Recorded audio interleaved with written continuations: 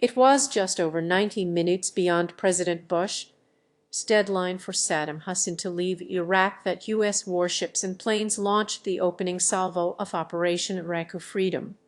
The year is 2003. America prepares for war. President George Bush has declared that Iraq was building weapons of mass destruction with which to attack America, and that the only possible response is a preemptive invasion. The administration's case is transparently flimsy and dishonest, both on the evidence and the ethical justification. Elf on the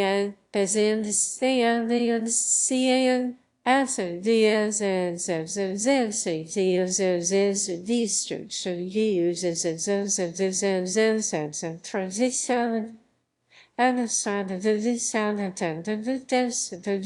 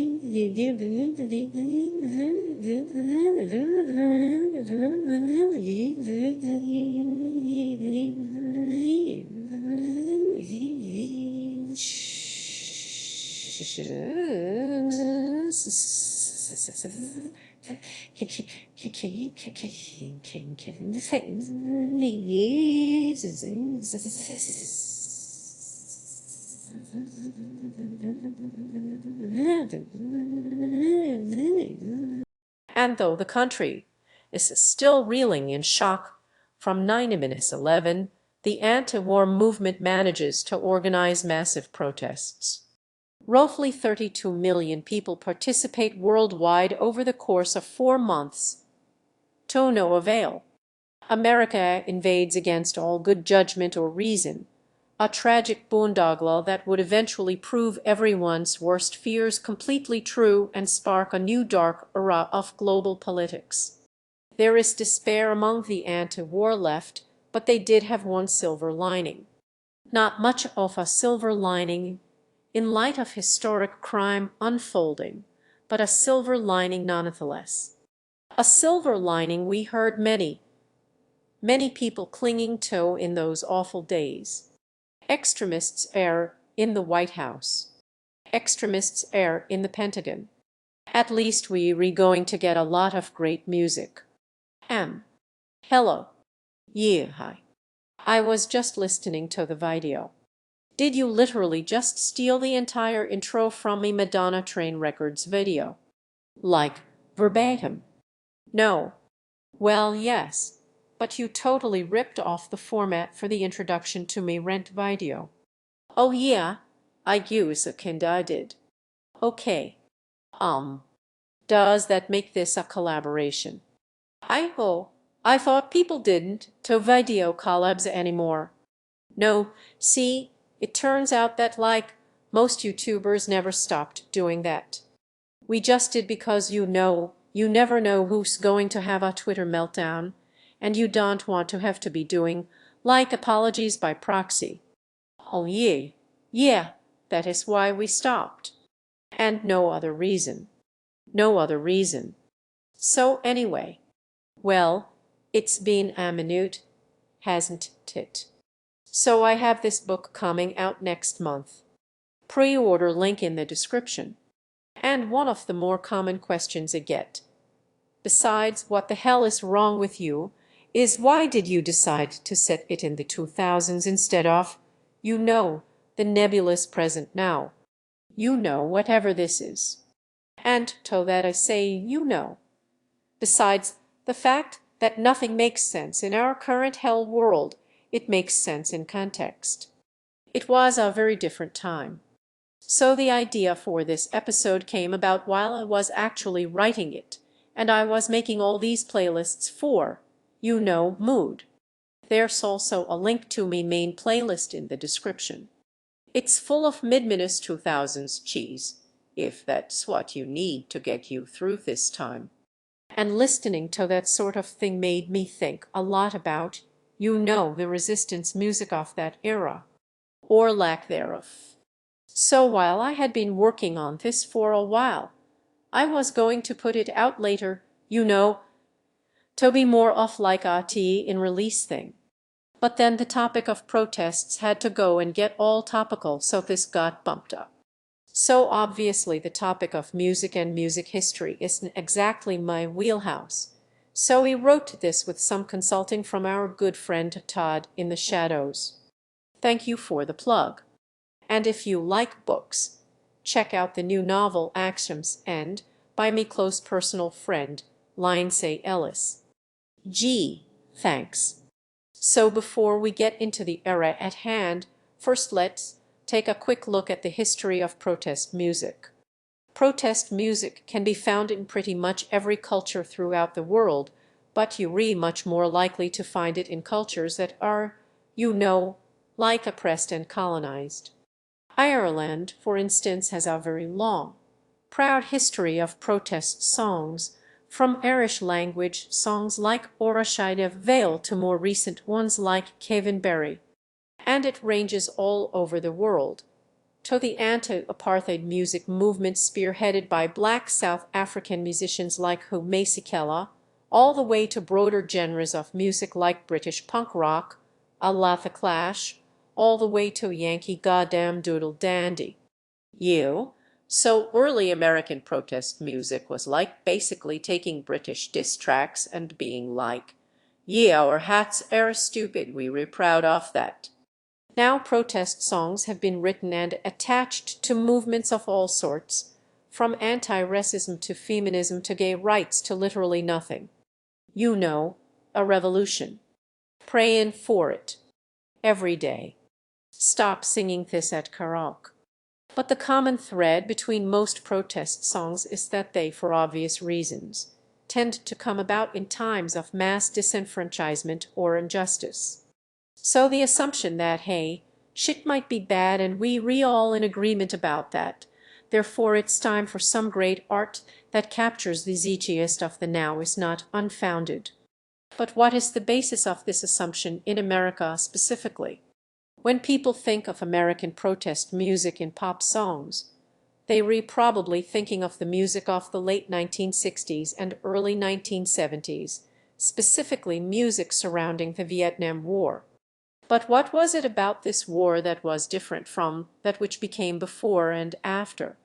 Well, the roots of the Vietnam War stretch back into the 19th century, and it was one of those conflicts that even now people have a hard time explaining what it was really about other than, the vague proxy war, something communism.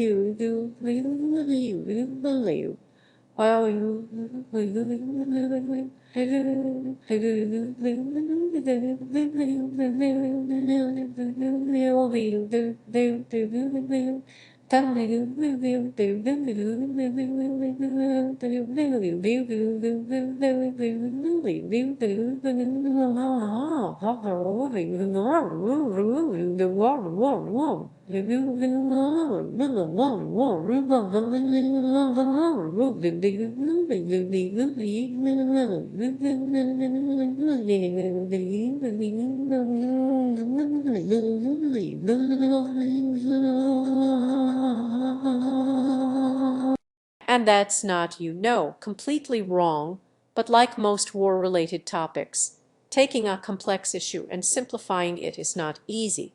So to keep it simple, we have this really long, nebulous war. Nobody really knows what we're fighting for. It results in the deaths of millions of Vietnamese people by some counts, and 58,000 US troops. I think all the decent people in this country have decided this war is an absurdity and immoral, and it's time to bring it to a halt. We spend $322,000 for each enemy we kill in Vietnam. 520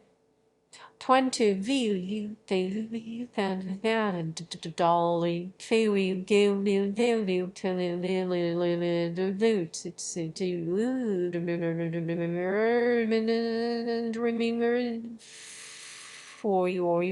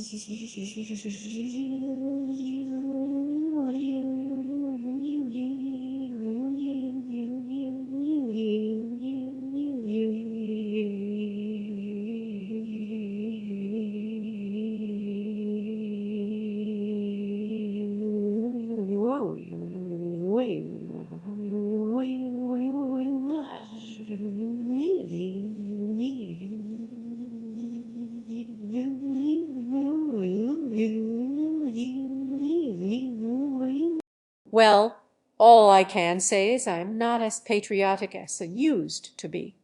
As you can imagine, this sits very poorly with people all over the world, including people inside the United States, who genuinely do not understand why this is a conflict that should involve the US military at all. And that brings us to a 1, 2, a 1, 2, 3, 4. There was a wide array of protest music that came out of this war. Bands like Creedence Clearwater Revival, artists like Donovan, John Lennon, and Cat Stevens are all letting it out. Some of this music is critical and angry of the war effort and the military, but on the whole, the aesthetic trends more towards pleading for peace. Creedence Clearwater Revival's Fortunate Son is, of course, emblematic of the audio aesthetic when we think of music of the Vietnam War. Even the succinctly titled What Is It Good For? By Edwin Starr is pretty broad and less about America as a military machine, but again, all of this reflects a general sense that we don't know why we're fighting in Vietnam. And this is a problem to this day. This is completely anecdotal, but both of the writers of this episode, whenever it got to Vietnam time in our history classes, we spent maybe one day on it, and that was it moving on. Let's get to Watergate. So with Vietnam, not only did you have a wildly unpopular draft, you had a war where most American randos didn't really see that the cost was worth it. There wasn't really a cause and effect for why we should be there in the first place. Contrast this with 2001, where this is as close as we can get to the base of the World Trade Center. You can see the firemen assembled here, the police officers, FBI agents, and you can see the two towers, a huge explosion now raining debris. 9/11 was one of the most collectively traumatic events in U.S. history, and unlike combat in Vietnam, it was witnessed in real time by virtually everyone in the country. So rational or no, and it was not rational, there was a specific thing that was being responded to before the war in Iraq, which was why it was so easy for Bush to get so much of the public at large on board in the first place. American and coalition forces err in the early stages of military operations to disarm Iraq, to free its people, and to defend the world from grave danger. So you know what that means. We saw it in the 60s and 70s, and we're about to see it again. It's not just our direct action and our protests that's going to change the world. It's our music. It's our art. Let's go. What do we got? 'Cause we'll put a boot in your ass. It's the American way. Probably should have seen that coming. For the last few months of 2001 and early 2002, there was this strange sort of sincerity that was, I don't know, kind of like the same vibe that was Kate McKinnon cosplaying as Hillary Clinton singing Hallelujah on the first sill after the 2016 election. The first signs of trouble, the dust and the rubble, unspeakable loss. There were songs like Paul McCartney's Freedom, Freedom, we re-talking about freedom, Neil Young's Let's Roll, and hey, Bruce Springsteen made an entire album that was basically him processing 9/11. But processing the thing through art did not come without resistance to, resistance. The above example is called Courtesy of the Red, White, and Blue, the Angry American, and was released in the spring of 2002, and was much more emblematic of music of the era than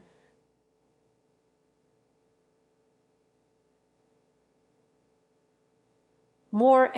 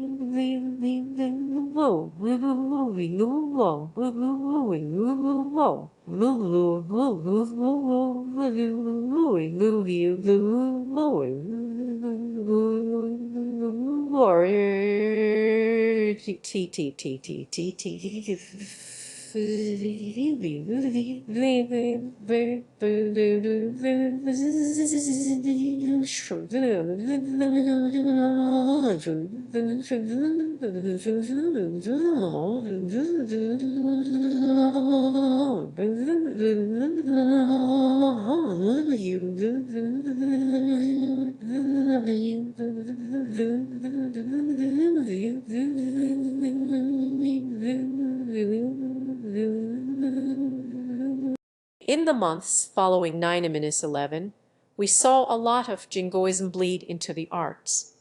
A lot of Kiss Me American Ass where #1 sentiment hit the airwaves, most pervasively in top 50 country music. There were songs like Steve Curtis Chapman's Remember the Day, Daryl Worley's Have You Forgotten, and of course Toby Keith's Courtesy of the Red, White, and Blue, the Angry American. And that was kind of new. With Vietnam, there wasn't really like a pro-war movement in America. It was more like anti-war, like these hippies and Jane Fonda need to shut up and get off my lawn. And even during World War II, which had a much more concerted and organized government propaganda campaign. Much of the music of the era was about like, you know, teehee soldiers are cute. The music of that war was really marked by a thirst for revenge. So with this jingoism comes a sort of reluctance to make any kind of mainstream art about the thing that is critical of the United States government in any capacity. For example, Michael Moore criticizing Bush at the 2003 Oscars got him booed. We live in a time where we have a man sending us to war for fictitious reasons, whether it's the fictitious of duct tape or the fictitious of orange alerts. Opposing the war in Iraq got him booed at the Oscars by these people. So this was around the same time the Congress cafeteria stopped selling French fries and started calling them Freedom Fries. Because France did not want to join the invasion. You know, not like our buddies the British over here, they were all about it. Our friends the British, with us at every stupid turn. The special relationship. But these transgressions were all minor cultural blips compared to so right before the Iraq invasion, Texas country trio the Dixie Chicks, who were at the height of their popularity, were kicking off their 2003 world tour in London and opened their concert with this. And it all went to hell from there. Thousands of phone calls floated country music radio stations from Denver to Nashville. Calls demanding that the Dixie Chicks be removed from the station's playlists. Their single at the time, a cover of Fleetwood Mac's Landslide, dropped off the charts almost immediately. The American Red Cross refused a promotional partnership with them. Fans burned out. And of course, death threats. Lots and lots of death threats. Lead singer Natalie Maines tried to apologize, but the damage was done, marking the Dixie Chicks as a cautionary tale for people who tried to oppose the president. And they didn't even sing about anything. And although it turned the Dixie Chicks into the literal face of the resistance, and they have released some new music fairly recently, their careers never really recovered to the pre-Bush bad glory days. But the short-term result, at least as far as the next several years went, was that musicians were extremely bearish about criticizing the status quo. Which brings us to the audio aesthetic of the early 2000s. Compare this to the late 1960s, where the sound is kind of gritty and raw and honest, but also kind of tongue-in-cheek and clever. If I had to succinctly describe the mood of pop music of that era, I'd say it was big and dumb and loud. Big and dumb and loud. You didn't have these moody, thoughtful pop stars like you have now. And the ones you did have were like, I don't know, Evanescence. In the months and years that followed the Dixie Chicksening, pop stars kind of responded to the thing but not really saying anything. Madonna released her lead single from her album, American Life, in which she sings about how hollow the American dream is because she's not satisfied with her life despite having like agents and nannies and soy lats. All set to this backdrop. Or rather, this was originally the music video. It got scrapped because Madonna chickened out after the invasion went ahead. So what was released was just her in front of a bad green screen and, you know, flags. Similarly, we have Jewel's album track from her album, 304, simply titled America. Literally, we live in a society. So arguably the best we got out of 2003 was the Black Eyed Peas. We 2003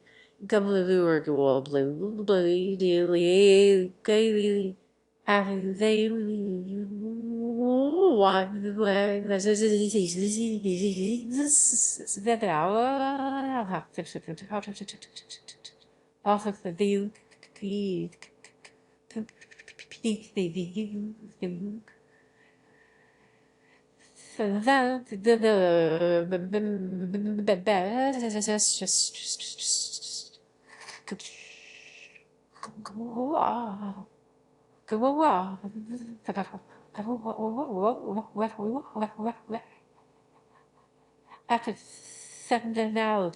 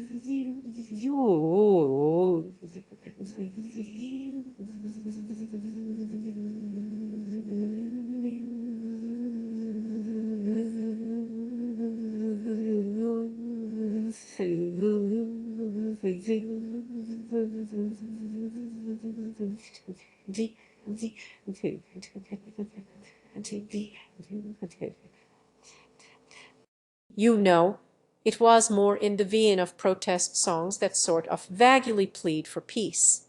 So one might say that this was the last gasp of the thoughtful P's. You know, before the My Humps era. But was that it? Was everyone else too scared to tree? No. Attempts were made. In 2004 there was an entire double album called Rock Against Bush. Of course the albums consist mostly of artists that were either no longer relevant or you had never heard of. Plus that cover art is fantastic. It's like, oh no, not the rock and roll. And while they did have some songs written for the album, many were repurposed from earlier albums, like this Offspring song from 1992. Perhaps one of the more fondly remembered efforts comes from System of a Down, with their song Biab or Bring Your Own Bombs.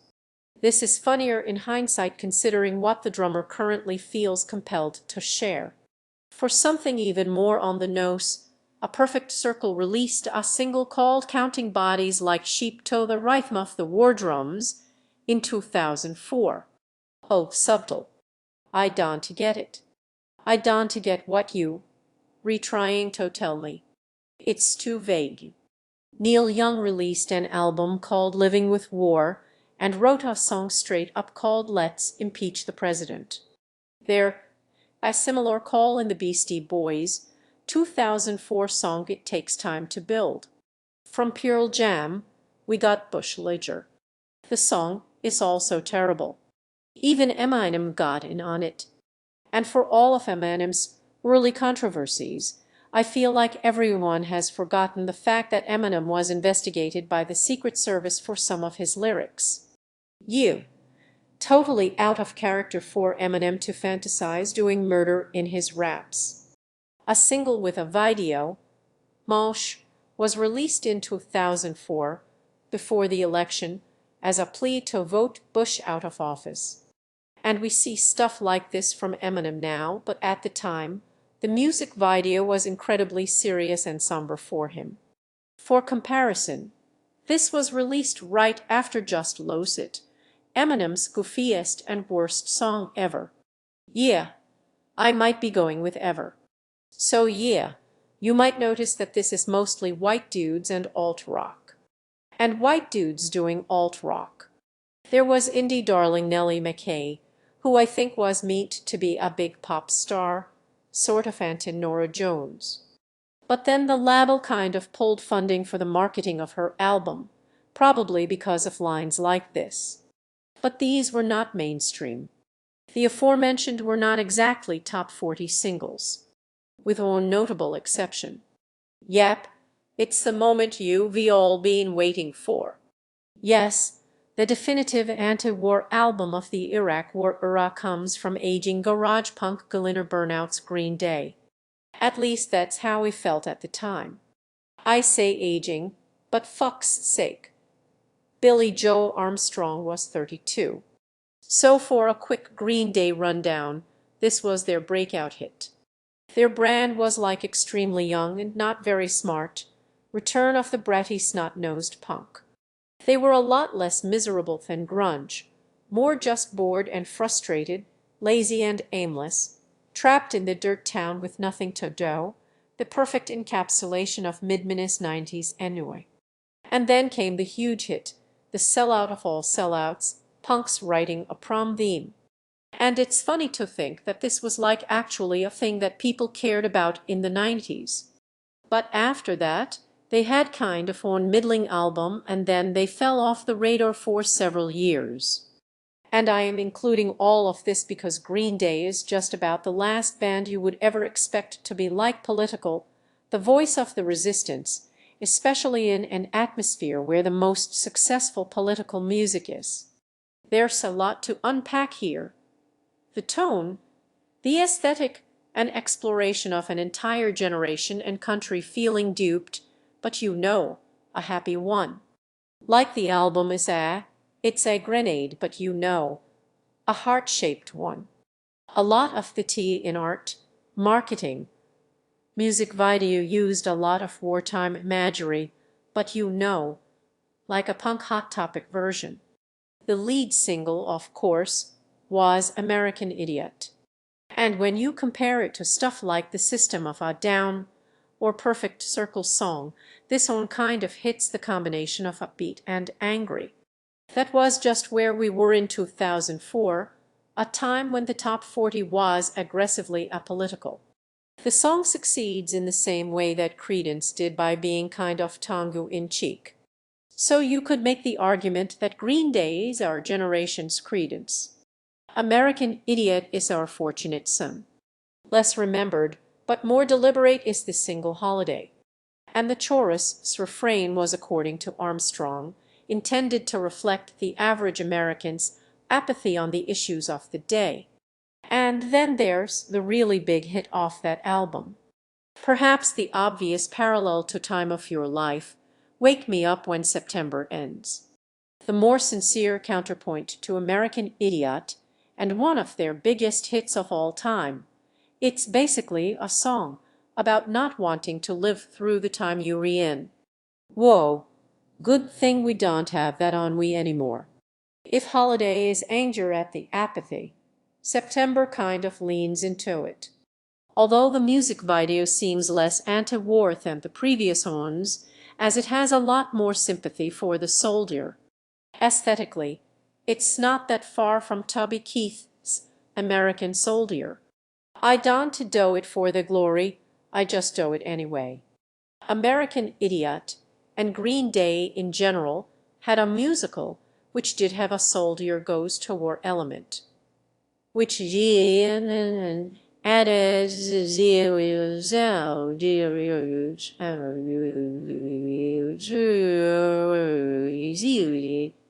I didn't see it. It wasn't a complete failure, but it did really stick around, which might be indicative of it not belonging in the time it was released, in the 2010s. Like imagining a Creedence musical in the 1980s. I never thought I'd end up doing Broadway. Me neither, Billy Joe. So I guess my hot take is, maybe Green Day is good, actually. Even relatively popular artists like Eminem and System of a Down didn't really figure out how to make any art that stayed in the popular lexicon the way Green Day did. And part of it, like with the Black Eyed Peas, was that Green Day was palatable to the mainstream because they don't mention Bush or Iraq by name. But this isn't a bad thing. They have this in common with a lot of protest music, from Irish music that made allusions to the British, all the way to the music of the Vietnam War. Just the complete on-the-noseness of calling people sheep while Bush surfs through a river of blood just feels preachy. This was just not an era for political activism through art and music, leaving Green Day the only act that managed to thread the needle and get a big hit out of it before the 2004 election. Speaking of which, thank you all for coming. We had a long night. Voters turned out in record numbers and delivered an historic victory. Bush gets re-elected. And I guess the trend of anti-Bush, anti-war punk rock seemed just kind of like a waste of time. Like this is it. This is where we live now. You see less protest songs so much as generally being resigned to this being the way things are. Not a lot of fighting the establishment and the music. Sheryl Crow gave Is God Bless This Mess. Williams gives us a less optimistic interpretation of the new America with Empire. Drake has a much more empathetic plea with Dear Mr. President. There's gotta be a human man in there somewhere. All Cool J had a similar song called Mr. President, which similarly made an empathetic plea inquiring just what is going on in your head. And Tori Amos had a short album track called Yo George. But on the whole, especially after the election of 2004, most mainstream art couldn't seem to bring itself to wholly or even partially condemn the establishment that the majority of people by now pretty much agreed was bad. The sound and the attitude of that era is best embodied with music like John Mayer's Waiting on the World to Change, a bad song that is bad and I hate it. So here in 2006, one of the biggest hits of the year is effectively about riding out the bullshit. Somehow John Mayer invented the opposite of a revolutionary song. And if it reminds me of anything, it reminds me of a song from Avenue called For Now. So songs like Waiting on the World to Change and For Now kind of back up this idea that we tried, we fought, it didn't work. So right now we just have to wait it out. We will survive this. So where does that put us today? How do we equivocate that era with this one? Well, the struggle is a lot more nebulous. The issue isn't this war is unjust, the issue is more everything is unjust. Much more common is the identity-based protest song like Lady Gaga's Born This Way or Taylor Swift's You Need to Calm Down. So it's not that protest music has gone away, but the thing that is being protested has become extremely broad. Protesting a war is a problem with a clear solution, but today's big issues are harder to solve than send the troops home or vote this guy out of office. But from Taylor Swift all the way to celebrities singing Imagine, we can say this. At least there's no trend of songs proudly proclaiming their disengagement or reassuring themselves that it'll be fine, we'll live through this, because I think that most people finally get that no, not every will live through this actually, and there is no guarantee that this is for now. Don't stress, relax, let life roll off your backs, except for death and paying taxes. Everything in life is only for now. So to bring this thing full circle, in December of 2016, former Dresden Dolls frontwoman and musician Amanda Palmer wrote the following. Being an optimist, there is a part of me, especially having studied Weimar Germany extensively, I'm like, this is our moment. Donald Trump is going to make punk rock great again. We all going to crawl down staircases into basements and speakeasies and make amazing satirically political art. Similarly, author Joyce Carol Oates wrote, artists thrive on turbulence and estrangement from establishment/authority. So Trump presidency would not be a total disaster. For some. Well, that's a caveat. So here's the thing that happens in times of great cultural stress. There's this sort of impulse to try to give meaning to the badness and the suffering, like if you put one suffering unit in, you get one art unit out. And I understand that impulse. You need to give meaning to the badness. But I think it's kind of misguided to give meaning to suffering by saying, hey, at least we'll get great art out of it. Amanda Palmer's comment about Weimar Germany rings particularly tone deaf in this context. Like, yeah, hey, the Holocaust sucked, but we got the producers, didn't we? And this tends to put stress on people that's also kind of unnecessary, like I'm at home, I haven't gone outside in months, there's a pandemic, and why have I not written the great American novel? Why have I not found a way to turn me suffering into art? Which is like perfectly encapsulated in this onion headline. Man not sure why he thought most psychologically taxing situation of his life would be the thing to make him productive. But moreover, art and music, you know, it's great and all, but it's not a substitute for direct action. And there's no better evidence for that than these last couple weeks, as he slides into position and goes straight into another really up song. And I hope that we kind of turning a corner on this mindset. Because while yes, a lot of incredible meaningful art has come out of suffering, we should not think of suffering as a prerequisite for interesting and meaningful art. And we certainly shouldn't try to put a silver lining to people's suffering because consumers might get a good art out of it. Again, the pre-order link for my book is in the description. It has nothing to do with this topic, except for being set in the 2000s.